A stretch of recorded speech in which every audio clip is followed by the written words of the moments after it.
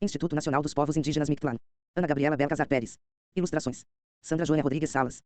Revisão de estilo. Laura Mano Sarat Castro Carmona. Design editorial. Mayra Estefania Cortez Aguilar. Coordenação. Norberto Zamora Pérez. México, 2022. Mictlán. Índice. Segunda. I. Quarta. Terceira. Sexta. V. Oitava. Sétima. Introdução. Página 1. Página 4. Página 33. Página 14. Página 21. Página 28. Página 37. Página 44. Página 51. 1. Nas páginas seguintes, você encontrará um relato sobre a morte. A aceitação de um novo mundo no qual as pessoas que foram significativas já não existem é um fato com o qual todo ser humano terá de confrontar-se, cedo ou tarde. Tanto é assim que a existência de outro destino após a morte é uma noção comum em toda civilização. Embora cada uma das concepções sobre a vida após a morte seja interessante, esta narrativa se ambienta e se inspira na cosmovisão dos mexicas, no que hoje se denomina Mesoamérica. Durante a história, você acompanhará Tlanestli, uma jovem mulher recém-falecida por problemas cardíacos, em sua jornada por terras desconhecidas, o Mictlán ou a Terra dos Mortos. Na viagem, ela não apenas terá que enfrentar as vicissitudes que este lugar contém, mas também terá de lidar com as dúvidas que as circunstâncias de sua morte despertam nela. Em sua longa travessia, Tlanestli se encontrará com outros falecidos que a farão refletir sobre seu modo de interpretar seu destino, bem como a ordem do mundo. Introdução Mictlán 2. O texto é inspirado na visão que os mexicas tinham sobre o mundo ao qual se esperava chegar após a morte. Segundo suas crenças, o falecido precisava percorrer a terra dos mortos para chegar à casa dos deuses que o governam, Mictlantecutli e Mictecacihuatl. Portanto, não poderia ser considerado um castigo, mas um privilégio poder ver os deuses pessoalmente. A peregrinação, que durava 4 anos, era árdua devido à natureza escura e fria do submundo, embora sua dificuldade corresponda à conotação positiva ou aceitável que se tinha do sacrifício, pois é necessário para a renovação do mundo e para que ele continue em movimento. Apesar de tudo isso, não se deve esquecer o caráter humano da protagonista, pois estará em sua natureza duvidar sobre o propósito de tudo o que tem que acontecer. Apesar de existir muita informação sobre o Mictlán, esta história tem como base principal as pesquisas realizadas pelo arqueólogo Eduardo Matos Moctezuma, já que, como especialista no assunto, é ele quem pode dar melhor sentido e forma às informações coletadas tanto nos códices quanto nos vestígios encontrados. Em menor medida, mas igualmente importantes, também foram as pesquisas de Alfredo Lopes Austin sobre o funcionamento dos componentes anímicos na Mesoamérica. Claro, por se tratar de um escrito original e fictício, esta é mais uma interpretação desses dados. Mictlán 3 também são consideradas as descrições dadas em algumas fontes mais próximas da época, como a História Geral das Coisas da Nova Espanha de Frei Bernardino de Sahagún, assim como o Códice Vaticano. Estas são duas das fontes mais citadas sobre este tema, e foram utilizadas para a construção dos espaços. A estrutura dos capítulos retoma as áreas descritas nas fontes, as reorganiza e as reinterpreta de uma forma original, combinando ambas as perspectivas. 4. E. O assobio do vento me envolve e, em um instante, se consome durante meus primeiros passos. De repente, surge diante de mim a figura espectral de um rio tão longo e profundo que suas águas se assemelham a um espelho negro, vazio e infinito. Com apenas um olhar, sei, um passo dentro dele significaria o fim da minha existência. Eu paro. Ao analisar este pensamento, rio por alguns segundos, um morto com medo de morrer novamente. Apesar da escuridão do lugar, consigo ver tudo. As águas correm com calma e, mesmo assim, o som produzido pelo seu movimento penetra em mim e me envolve em um sentimento de inquietação. Na superfície flutuam todo tipo de armas, facas, lanças, arcos sem flechas, mas a largura do rio as faz parecer brinquedos minúsculos e esquecidos. É imponente. Vejo mais pessoas andando do outro lado e eu, aqui, sinto como se diante de mim não estivesse um rio, mas a linha de partida de uma grande corrida. Preciso me sentir preparada. Medito, minha respiração se acalma e se ajusta ao ritmo lento da água. O caminho que me espera é largo e tudo o que sei não passa de suposições feitas em vida. Com isso em mente, começo a descida em direção à margem. A inclinação do terreno, cheia de pedras e espinhos, me leva com violência. Quanto mais me aproximo, mais a terra se torna úmida e a quantidade de pedras afiadas pela corrente aumenta. Pego um atlato perto da margem e o lanço o melhor que posso, com minha técnica rudimentar, para investigar o terreno. Depois da queda, a água volta a um silêncio tenebroso. Por isso, em vida, disse aos meus pais que eu também precisava saber como se fazia. Neste momento, sinto-me indefesa. Vejo pessoas que, ao contrário de mim, correm em direção ao rio e se apressam a cruzá-lo com suas próprias mãos. Eu espero, me contaram que o segredo para passar para o outro lado estava. Nunca faria isso sozinha, para isso eu precisava da ajuda de alguém. Agora estou aqui, na Terra dos Mortos, e não conheço nada além dos rumores, aquilo que se contava. Prefiro observar primeiro, esperar e verificar. Um cara já está quase na metade e nada acontece. Estaríamos enganados. Ouço o chaputeio de suas mãos e, de repente, um leve tamborilar surge dentro das águas e começa a se propagar até meus pés na margem. Então, distingo uma sombra nas profundezas, é uma silhueta monstruosamente grande, tanto que recuo nos meus próprios passos. Depois de hesitar, grito, ei! Saia daí! Apresse-se! A figura atrás da cortina aquática se move silenciosamente. Posso intuir que se trata de um lagarto pelas suas mandíbulas e pela pele. A gritada de uma cor verde apenas distinguível pela oscuridade. Desde a penumbra que a cobrirá, abre a cuirrada lentamente, como todo um depredador listo para devorar a sua presa. Dejo de gritar, não? Tem sentido. Embora o intente, aquela persona não terá onde ir. Las fosses de Xochitl emergem y com sana devorá-la parte inferior del hambre. Ouça seus gritos e veja seu sangue diluir-se rapidamente na negrura da água. Presto atenção aos outros que, assustados, continuam seu caminho. Noto algo mais.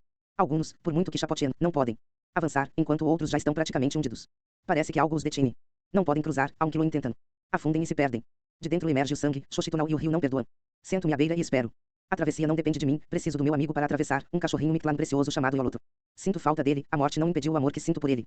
Yoloto faleceu antes de mim, então pedi à mamãe que me enterrasse onde ele está. Me pergunto o que terá sido dele, se estará seguro. Diante deste sepulcro aquático me sinto mais sozinha. Então, eu o vejo, ele se aproxima do outro lado do redemoinho com a língua de fora e os olhos esbugalhados e brilhantes, em um gesto de pura alegria. Ele se aproxima da água e se lança como se aquele fosse um cenário cotidiano para ele. Suas 4 patas avançam rápido, ouço a água se mover levemente ao seu ao redor e sinto que as lágrimas cobrem meus olhos, que, desde antes de chegar ao último recanto da vida, jazia secos como poços vazios. Yoloto tem um cordão branco no pescoço, reconheço-o de imediato. Quando ele vivia, tive que enfrentar a difícil tarefa de cobri-lo. Sustentar seu corpo apagado e triste foi um golpe irreparável para meu coração, que para então já estava fraco. Ainda conserva o fio, tão fino quanto ele. Ao que parece, Yoloto vagou e esperou por meses, e não perdeu a esperança de me ver novamente. Imagino-o recém-chegado, assustado e decepcionado ao pensar que o havíamos abandonado em uma terra escura e sinistra. Esta será nossa última viagem, o abracei, você poderia ter ido, mas não o fez. Mictlan 11. Fecho os olhos e inspiro o ar frio e podre do lugar. Ao expirar, deixo que leve minhas dúvidas embora. Estou com medo, mas que sentido teria ficar aqui? Entro na água, está fria e cheira mal, uma mistura de sangue e carne podre. Abraço Yoloto pelas costas com hesitação, pois carrego um saco comigo e, embora não seja muito grande, me pergunto se será pesado para ele. Meu amigo nada serenamente, o peso do meu corpo desaparece, posso flutuar na água sem problemas. No meio do caminho lembro da cena anterior, os homens devorados um a um sem piedade. Uma mistura de medo e curiosidade surge nos meus olhos, quero olhar para dentro e dar uma espiada no guardião das águas, mas a ideia de vê-lo me assusta. Cara a cara e que me arraste para o fundo do abismo. Eu me agarro em Yoloto com firmeza, agora sei que não vou machucá-lo com meu peso. Ele estende a língua enquanto nada sem problemas. Age como se isso fosse um passeio no parque. Que inveja eu sinto dele. Me pergunto se ele tem alguma ideia do que nos espera, verbalizo minha pergunta e não a resposta, mas há uns olhos alegres e profundos que me fazem pensar que, apesar de tudo, estarei bem porque não seguirei por este caminho sozinha. Aproveito a segurança que Yoloto me proporciona e procuro na superfície da água alguma arma próxima que não esteja tão danificada. Mictlan 13. Encontro um macuaito, o pego e o prendo ao meu corpo. Não tenho ideia de como empunhar um, e ainda assim me traz uma sensação de segurança de saber que agora o tenho comigo. Um macuaito velho e corroído pelas águas, roubado de um morto que já não necessita dele.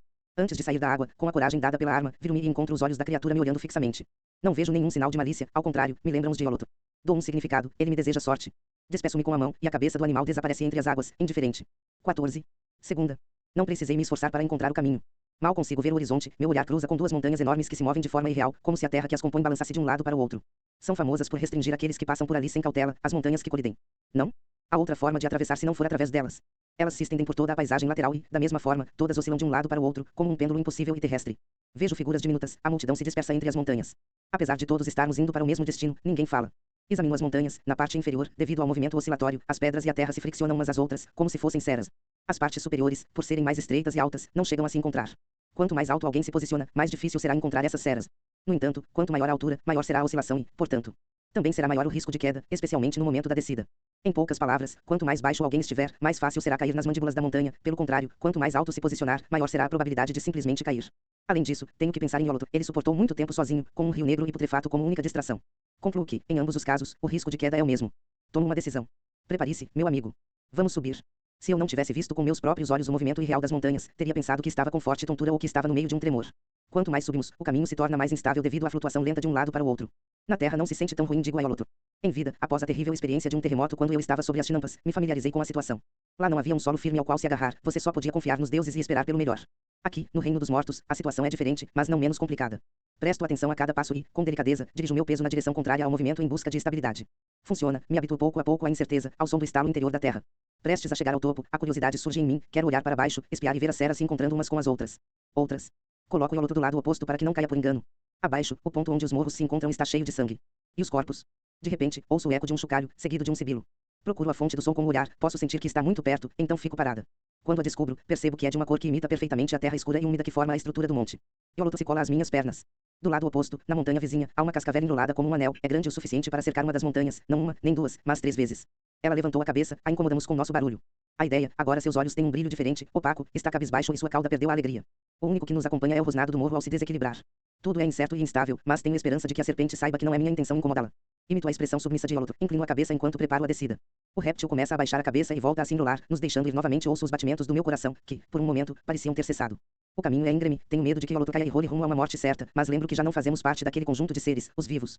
Ainda assim, não posso me confiar, o caminho é longo, quanto mais danos tivermos no corpo, mais Mictlan 20 difícil será chegar ao objetivo. No entanto, ainda não entendo por que eu gostaria de chegar, viver é cansativo e, ao que parece, estar morto também é. Deixo de me preocupar com Yoloto. Mal começamos a descida e ele acelera o passo enquanto sua cauda aponta para cima. Parece se adaptar melhor que eu a esta terra úmida e instável. Esforço-me para não cair, gostaria de estar tão despreocupada quanto ele. Enquanto descemos, lembro da minha família e tento ignorar os gritos e lamentos que ouço de diferentes direções, como tenho feito desde que chegamos. 21 terceiro estou ao pé de outra barreira de montanhas, mas estas são diferentes, parecem impossíveis de atravessar. Nas anteriores, com concentração e grande paciência era suficiente para ter esperança. Em que chegaríamos a salvo. Estes são muito mais íngremes, exigem que você escale com mãos e pés. Por si só, isso já requer um esforço árduo que não garante que você chegue ao topo, mas esse não é o maior dos problemas. O grande monte é de pedras de obsidiana, há de todos os tipos de tamanhos e espessuras, cada uma delas é pontiaguda e afiada. Estou aqui sentada há um tempo enquanto teço algo parecido com um mecapali caseiro e rústico, mas resistente. Levo meu tempo, pois aqui Yoloto não pode subir sozinho e esta é a melhor ideia que tenho. Uma mulher muito mais madura do que eu se aproxima. É a primeira vez que alguém faz isso. O lugar é tão grande que é difícil encontrar alguém e, quando você encontra, geralmente está mais atento ao caminho do que a ter companhia. Quando penso nisso, vejo Yoloto e o acaricio. Talvez seja porque você tem um único companheiro que precisa ao seu lado. Este é um percurso íntimo, um teste espiritual individual. Talvez estejamos mortos, mas ainda mantemos o mesmo respeito e cordialidade. Depois de cumprimentar a mulher, nos apresentamos, digo meu nome e ela me dá o dela. Ela se chama Chiltlali e seu pequeno amigo Chiltototl. Me vem à mente uma piada péssima sobre a linda coincidência, mas aguardo para mim, entre minhas tentativas internas de controlar o cansaço e a fadiga. Tlanestli, né? Sussurra a mulher. Depois continua em um tom mais audível, você tem um nome muito bonito, filhinha, ela não é tão grande, mas o suficiente para ser minha mãe. Obrigada, digo. Tento esconder a tristeza. Sinto-me estranha, não sei quando foi a última vez que alguém pronunciou o meu nome, nem quanto tempo estou morta. Além disso, sinto falta da luz do sol e daquele tom quente que conferia ao cenário. Porque nunca vejo o sol. Supõe-se que ele passe por aqui ao anoitecer. Olho para cima e vejo uma espécie de neblina, percebo que também inunda o espaço lá embaixo, mas é menos densa. Ah, claro, digo a mim mesma. Vou ser clara, a razão pela qual estou falando com você é porque quero negociar. A voz de Chiltlali perde a doçura de antes, está mais séria. Em que posso ajudar, senhora Chiltlali? Respondo com um tom cordial. Enquanto não tiver a ver com Yolotl, posso dispor de tudo. Tenho material resistente, tenho de sobra para fazer proteção para as mãos e os pés de ambas. No entanto, disse ele, suspirando, como se lhe custasse admitir a seguinte sentença. Já não sou tão jovem nem tão forte para carregar mais coisas, especialmente meu cachorrinho, mas não estou disposta a abandoná-lo. Entende para onde quero ir? Quer que eu leve a Chiltototl? Olhei para ele, não era grande, com certeza poderia carregar um peso extra. Diante disso, acrescentei, não será um problema. Começo a colocar as proteções na cabeça e nas mãos. Peço ajuda a Chiltlali para colocar um mecapali improvisado e modificado para poder subir a ladeira. Como imaginei, as proteções não me livram de sofrer algumas cortes e arranhões nos joelhos, mas basta me proteger os membros. Além disso, isso não é nada a que eu não estivesse acostumada. Chegam até minhas lembranças amargas dos sacrifícios em vida, há nelas uma sensação agridoce, parecida com a que tenho agora. Enquanto escalo, medito para tentar me dissociar deste suplício. O sangue do meu espírito banhará este morro, com ele este vale se manterá firme e a vida poderá continuar. Esta dor não é um absurdo, este sofrimento é necessário para que o mundo continue se movendo, alimentado pela nossa carne, pelas nossas essências. O sangue escorre entre as lâminas de obsidiana, quanto mais olho para ele, menos consigo pensar. Se ao menos eu pudesse ver Yolotl de frente. Eu poderia ignorar a dor mais facilmente, mas só consigo sentir seu peso sobre minhas costas e ouvir seus suspiros alegres. Não paro nem por um segundo, tenho medo de fazê-lo e não conseguir retomar a caminhada. Do outro lado também estará cheio de lâminas ou será uma montanha de pedras normais. Rezo pela segunda opção. Será que conseguirei descer o cume quando chegar lá? Não quero ver meus joelhos, um líquido escorre em minhas pernas, como uma fonte que não termina. Começo a duvidar e faço a única coisa que consigo pensar para me concentrar. Já estamos na metade, Yolotl. Ele me responde com um par de latidos. Chiltototl é mais quieto, mais tranquilo. É um cachorrinho velho, mas também responde com um latido feliz. Ambos começam. Mictlan. 27. Latindo e ofegante. Conversar com Yolotl é a única coisa que me faz sentir tranquila. Chego ao topo, onde não há lâminas, mas um chão liso e negro, obsidiana pura. Desamarro os cachorrinhos tão rápido quanto posso, eles se esticam, também estão cansados. Não faço ideia de quanto tempo demoramos para subir. Me deito na pedra, está fria, jamais imaginei que precisaria dessa frieza.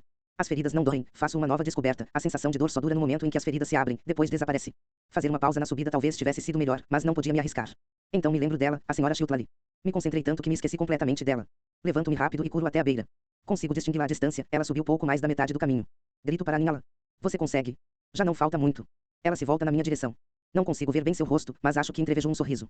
Decido esperá-la, então vou para o outro lado da colina para observar o local da descida. A descida não é tão íngreme e o caminho é um híbrido de pedras reais, terra e lâminas, então será mais fácil. Graças aos deuses. Digo em voz alta e espero encostada. Fico profundamente adormecida. 28. Quarta. Aquele sonho no topo do morro foi o mais reparador de toda a minha vida e morte. Embora aqui a dor não se prolongue tanto quanto na vida, o cansaço e a fadiga que você acumula ao longo do... Os percursos não desaparecem. Sinto que já não posso mais, mas mal percorri um terço do caminho e isso me angustia mais do que qualquer outro pensamento. Para a senhora Chiltlali é igual, ou pelo menos é o que imagino, porque estamos tão cansadas que, apesar de não termos nos separado, o silêncio tem sido nosso aliado. Sem perceber, entramos em um ermo deserto e ausente de todo tipo de vida possível. O ar está tingido de vermelho por causa do sangue que levanta dos corpos. Antes de dar mais um passo, paramos para meditar sobre o que faremos. O vento vai e vem, acalma-se e tem ataques de fúria nos quais lança rajadas de ar, que são como dardos, em nossa direção. No ar vermelho, acreditamos ver aves negras. Ficamos desconcertadas ao perceber que, em realidade, são lâminas de obsidiana que voam entre as ondas vermelhas e vaporosas. Levamos algumas coisas em nossa carga, roupas quentes, uma coito, algumas adagas e pedras de obsidiana que recolhemos da montanha, artefatos de costura, mas nada que nos seja útil agora. É difícil trafegar por aqui quando se tem tão pouco. O ar é afiado e perigoso, mas não é frio, então as roupas não servirão de muito. Concluímos que não teremos outra opção senão atravessar assim. Olho para Yolotl. Não quero que ele sofra nesta viagem, mas não acredito que haja solução. Pego as proteções que usei nas mãos e nos pés. Com a faca e meus instrumentos, adapto o melhor que posso para as patinhas de Yolotl e uso o pouco que me resta de linha para tecer uma proteção para seu rostinho. Tudo é improvisado, mas espero que ajude. Ele toma a dianteira, anda na frente como se soubesse o caminho de cor. Então eu me lembro, aqui ele é o guia, os cachorros têm olhos melhores para detectar movimentos. Cruzo a cortina vermelha, seu cheiro de ferro denuncia a presença de sangue em sua essência. Perco a visibilidade gradualmente, então o caminho me assusta ainda mais. Vejo Yolotl para não me perder nesse sentimento, Mictlan se detém e suas orelhas se movem da mesma forma que fazem quando ouvem algo estranho. Minha atenção se foca no som e consigo desviar de uma faca. Yolotl se deita e esquiva de outra, mas acerta uma coito que coloco na frente do meu rosto por instinto. Este resiste, mas sinto o golpe perfurador em meus braços. Piernas. Me arrodilo. Se levou a carne e deixou a minha musculatura descoberta. Ele perdeu de vista a senhora Chiltlali, espero que o vai melhor que a mim. Abro os outros me dói conta de que no rei maneira de evitar os golpes. Retiro uma coito e o guardo, Abraham. Momento em el que me será de utilidade esse aqui. Continuo. Caminhando e hago meu maior esforço por esquivar as olhadas. Deixado-me guiar por el semblante de Yolotl. Atisbo-me ao ledader. Entre la neblina rurra, los cadáveres bailam em uma dança sinistra. e retorcida, caem no solo e depois, com as peças descarnadas e rotas, se levantam y signedelontei, mais lentos, mais mortos. Mas continuam. Me pergunto quem desistiria a um passo do fim. Dói, mas não há mais opções, não quando o fim está a uma última marcha. 33 vê apesar de tudo, não me desagrada estar morta, sou mais forte e ágil do que em vida. Cada dia eu sentia que era um fardo, não podia trabalhar tanto quanto os outros e nunca tivemos recursos suficientes para melhorar as coisas. Se eu tivesse mais forças, teria gostado de ajudar mais. Penso nisso enquanto vejo o céu eternamente submerso em trevas. Me pergunto quanto já desci. Ainda estou nos arredores do vendaval vermelho, onde sinto o frio tocar minha carne e descanso um pouco. Decido continuar com a esperança de voltar a ver a senhora Chiltlari no futuro. Quanto mais baixo eu chego, mais a temperatura cai. Levanto-me e, ao ver o horizonte, descubro um novo obstáculo, uma paisagem de colinas de gelo e neve. Distingo 4 com clareza, mas as histórias dizem que devem ser aproximadamente 8. Tão vasto e longo é o trajeto. Fico maravilhado e tento ver esta amarga experiência como a única oportunidade que a morte me dá de viajar. Chega o momento de reduzir a carga, coloco a roupa quente que carreguei na bolsa por tanto tempo. Mamãe a teceu para mim, agradeço silenciosamente a ela e a minha família, por eles continuo forte. Também pego umas pequenas botinhas e uma roupa que fiz para Yolotl e a coloco nele. Ele parece mais abraçável do que antes. Mais uma vez, ele é o guia, quem pode ver melhor o caminho. Dou-lhe algumas palmadas e ele acelera o passo à minha frente, sua cauda se move com otimismo. Dentro do redemoinho gelado, minha visão começa a se estreitar devido ao gelo derretido no ar. A paisagem majestosa e limpa contrasta com sua natureza cruel e implacável. Pela primeira vez em todo este tempo, o panorama tem algo de branco, surge em mim um sorriso meio morto e esquelético, mas este desaparece imediatamente. A corrente é tão gelada que meu rosto queima, arde e mal consigo abrir os olhos. Chamo Yolotl e amarro um cordão cuidadosamente em seu pescoço. Minha vida depende de você, coração, digo a Yolotl de olhos fechados, e depois os cubro com minhas mãos. Mictlan. 36. A densidade do oxigênio complica a tarefa simples de respirar. Lembro da minha vida, quando meus pulmões eram tão fracos que era impossível para mim respirar, mesmo quando o esforço era menor do que este. Com isso em mente, eu me levanto. Tenho que conseguir lidar com isso. Nosso andar é pausado e lento, o meu, desajeitado e cego, o de Yolotl, firme e claro. No entanto, ele se ajusta ao meu ritmo. Abro os olhos para olhar para o chão e assim afastar o desespero de não enxergar, e dessa forma continuo a travessia. Conto cada monte nevado e branco que passamos, entre os últimos, o vento se acalma, mas não assim o frio, que prevalece impassível. Na claridade do ambiente, acaricio o desejo de me derrubar e olhar. O céu, ou, melhor, onde ele estaria se não estivesse debaixo da terra. Resisto à ideia, sei que, se sucumbir aqui, nunca mais me levantarei. A dureza do ambiente me destruirá se permanecer aqui por mais tempo do que o devido. Sigo sem descanso e, só quando saio daquele lugar tortuoso e belo, grito de cansaço e deixo que meu corpo se renda à fadiga. Yolotl segue meus passos e se deita ao meu lado. Sexta. O frio e a neve desaparecem, dando lugar a um novo panorama. A série de colinas que se desenrola diante dos meus olhos está repleta de pasto e plantas esverdeadas, uma vista incomum. A terra sob meus pés começa a se encher com uma vegetação insólita e fora de lugar. Apesar de que a vista é preciosa, já não sinto tanto fascínio como no início. O caminho me mostrou que não posso me confiar, mesmo nos lugares mais bonitos.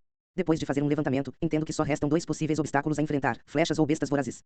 Em qualquer dos casos, as armas são a melhor opção, então pego uma colito. O lugar está silencioso, de vez em quando ouço gemidos à distância. Acelero meus passos, tento permanecer assim, sigilosa e taciturna. Embora pareça um caminho solitário, deve haver alguém ou algo observando. Mictlan 38. A grama sob meus pés distor de tudo que senti antes, o pasto é macio e tem aquele cheiro característico de umidade, me faz sentir viva novamente. As elevações dos morros são suaves e de pouca altura. Um caminho transitável e reto entre as pequenas serras segue em direção ao objetivo, parece uma trilha traçada para evitar que qualquer um se perca, é tão acessível que me assusta. Decido seguir por cima dos morros, mesmo que leve mais tempo. Avançar em linha reta pelo caminho seria o ideal, se não fossem pelos desafios que ainda aguardam, a qualquer momento alguém ou algo poderia atacar. Busco no horizonte o limite do lugar enquanto avanço, mas não consigo encontrá-lo. Progressivamente, o ambiente muda. No início ouço sussurros e sons sutis. Mais tarde, entre as árvores, uma série de pernas se perseguem umas às outras. Neste momento, as flechas voam na minha frente, vão e vêm. Ainda não prestam atenção à minha presença, aproveito essa vantagem e avanço o máximo que posso, escondida, ao mesmo tempo, tento coletar informações. Quase não consigo nada, só sei que um grupo de seres desconhecidos atira flechas, não posso vê-los, são furtivos. As pessoas fogem apressadas, pois muitos não carregam armas. Eu tenho um Macuahuitl e me pergunto se será útil. Nessa situação, é melhor se proteger dos perigos e escapar deles do que lutar. Mictlan. 40. Longe, vejo um agrupamento, parece ser um pilha importante. O acompanha um séquito de pessoas que, suponho, devem ter sido escravos. Sacrificados, eles carregam a maior parte das coisas, ainda assim não parecem tão derrotados quanto as outras pessoas que eu vi. Assim é a vida e a morte, alguns têm mais vantagem que outros. Tento não pensar nisso, pensar não vai melhorar minha situação. Desvio o olhar e tento seguir em frente, no entanto, aquela visão me faz sentir presa e desprotegida, ninguém vai cuidar das minhas costas. Uma flecha interfere na minha visão, depois outra e mais uma. Curo e me escondo atrás de uma árvore. Yolotl late, percebo que ele se escondeu atrás de outra árvore distante de mim no tempo que estive absorta em meus pensamentos. Com um assobio eu ordeno que ele vá embora e assim o faz, vejo-o se perder entre árvores e arbustos, Eu sou o alvo dos tiros, eles só me perseguem. Estou sozinha e não tenho para onde ir, ouço passos vindo na minha direção, fazendo os galhos estalarem. Então, uma chuva de flechas se prende na árvore. Agora entendo por que as pessoas correm, você não pode se distrair nem por um instante. Quanto mais se aproximam de mim, mais precisos ficam os atiradores. Ouço o som de um tambor em meu peito, ele ruma cada vez mais rápido. Tenho que tomar uma decisão, vejo o horizonte e traço mentalmente um mapa da rota a seguir, respiro fundo e curo em zigue-zague. Ao mesmo tempo, procuro árvores com os olhos, onde consigo me esconder. Continuo assim, meço a distância que ganho pela precisão dos tiros que erram dependendo da distância. Quando penso que consegui, sinto uma flecha cravar no que resta da minha panturrilha, então paro bruscamente. O sangue jorra e encharca a terra, ela o absorve rapidamente, em questão de segundos já o consumiu todo. Então entendo como estas terras se mantêm vivas. Levanto o olhar e consigo ver à frente quem disparou, uma criatura antropomórfica, quase cega, com pouca pele nos ossos, que adquiriu um tom roxo parecido com o de um cadáver. Não tenho tempo para refletir, então arranco a flecha da minha perna e a seguro no punho, enquanto com a outra mão seguro o Macuahuitl com firmeza. Lanço a flecha com força na direção da criatura e vou para o seu encontro. Eu a golpeio com força onde deveriam estar as costelas. Disparo a arma e o arremeto novamente, desta vez atrás da cabeça. Desculpe, mas alguém me espera, digo a criatura com Yolotl em mente. Sinto-me culpada por tê-lo golpeado com tanta força.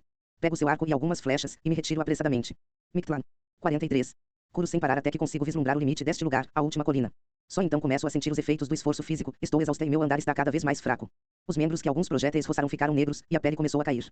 A terra engole toda em um instante, sinto arrepios ao presenciar isso. Minhas mãos tremem, não conseguem conter a inquietação que germina dentro de mim.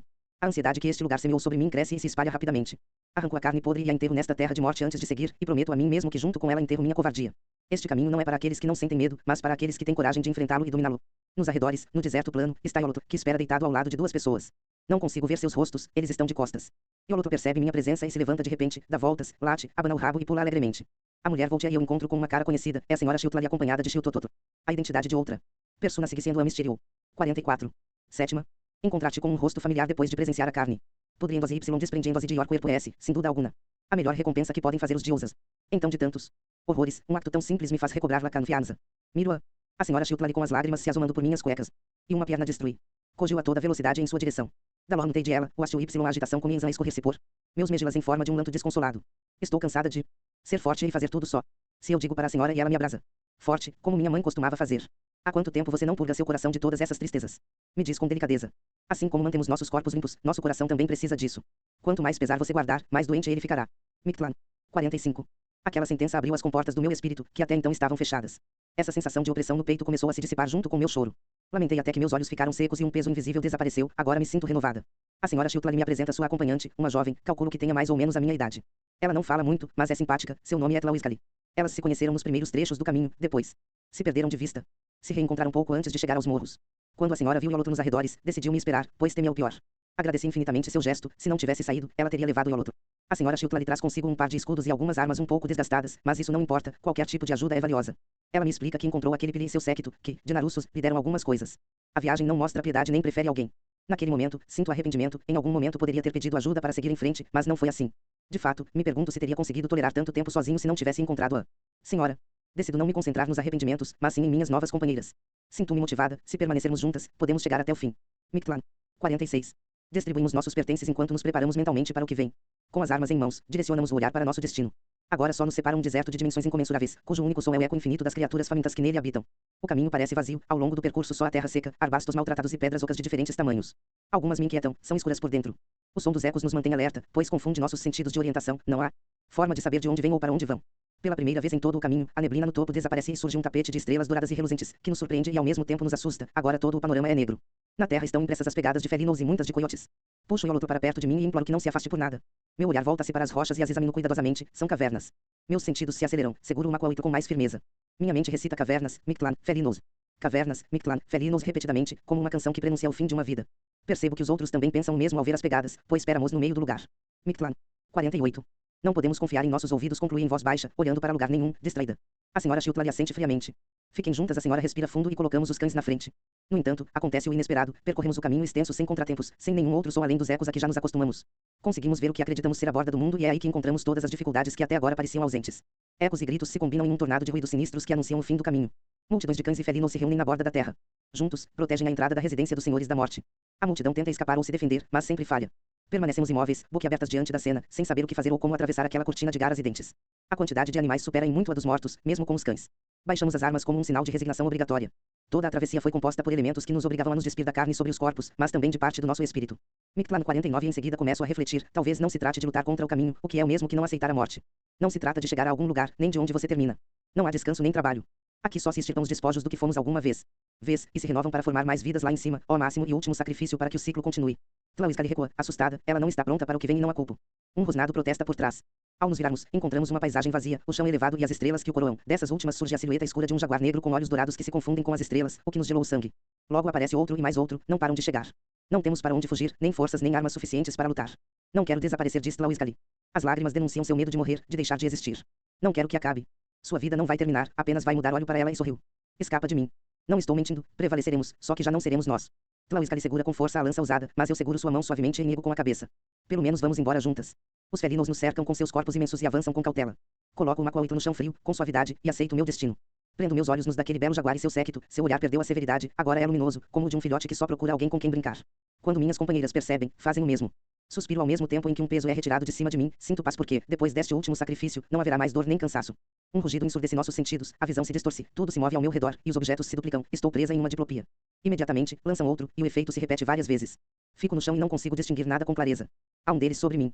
Só quando crava seus dentes no meu peito, minha percepção volta ao normal. Ouço os latidos de Yolotl, cujas pequenas mordidas são ignoradas pelos felinos. Ele não representa uma ameaça, então eles o ignoram. Então, desmaio. Sétima. Quando Tlanestli recupera a consciência, a primeira coisa que nota é a fraqueza em seu corpo, ela se encontra adormecida. Mal consegue forças para mover a cabeça e encontrar seu corpo quase cadavérico. O peito está vazio, o coração ausente e devorado, também não há dor. O corpo falha, como se tivesse perdido a capacidade de se mover ou como se já não lembrasse como fazê-lo. De fato, mal se lembra do próprio nome e do de seu amigo, Yolotl. Quando vê os corpos de suas companheiras deitados, lembra brevemente seus nomes, assim como o que acabou de acontecer e seu objetivo final. Consegue se levantar, anda com torpeza e lentidão. Para sua surpresa, nunca antes se sentiu tão leve e livre. Os devoradores passam por ela, pois já não possuem nada que lhes interesse. O Mictlan, o verdadeiro fim Mictlan se limpam pelo e a ignoram completamente. Avança lentamente, guiada por seu amigo inseparável. No fim do caminho, ela encontra outro rio, cujas águas fluem tranquilamente. Uma vez que seu corpo se afunda nelas, tanto a carne podre quanto a que permanece viva e residual se desprende com docilidade e, sem perceber, aos poucos ela esquece grande parte de suas lembranças, restando apenas o essencial, aquelas que foram mais importantes para ela. Ao falecer, coloca-se ao falecido uma pedrinha preciosa na boca para que esta retenha parte da essência de seu Tiolia, que reside em maiores quantidades no coração. O Tiolia lhe permitia mover-se, sentir tanto emoções quanto sensações, e o mais importante, lembrar. Se ela tivesse coração, ainda saberia. No entanto, uma vez que foi devorado, o pouco que conseguia perceber ou sentir era graças aos resíduos aderidos aos seus ossos, as melhores lembranças que teve em vida estavam indissoluvelmente ligadas a eles e à pedrinha que seus pais guardavam à distância.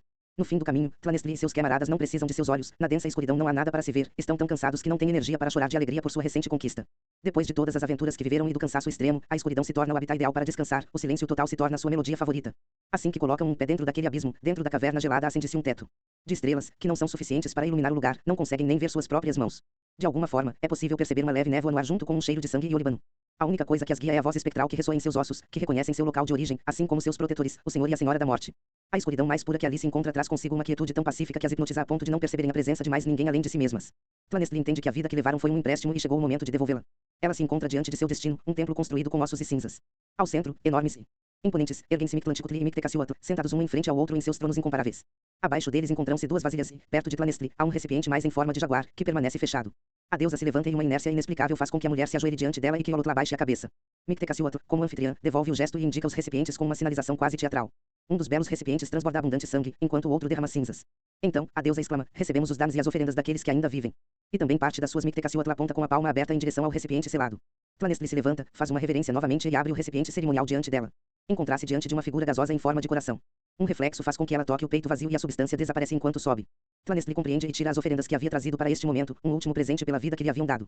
Entre as oferendas, Tlanestli também oferece suas roupas cobertas de sangue e pele morta, assim como o cordão de algodão que Yolotl leva consigo. Mictecacihuatl as aceita com alegria singular. Tlanestli lhe suplica que lhe contem tudo sobre a origem e o fim do mundo. Seu funcionamento e a totalidade de seu conhecimento, pergunta a eles o que será de suas memórias, assim como das de todos os seres vivos. Os deuses a olham como se olha para crianças que ainda não compreendem nada do mundo. Com um sorriso cruel e dócil, sussurram-lhe palavras que os vivos como você não poderão ouvir, mesmo que bisbilhotem nas memórias dos mortos através do sonho. Os olhos da jovem se enchem de espanto e seu sorriso de paz e alegria, antes de adormecer no colo da deusa. Mictecacihuatl pega seus ossos, os coloca junto aos dos outros e os protege, pois se trata de seu maior tesouro. México, 2022.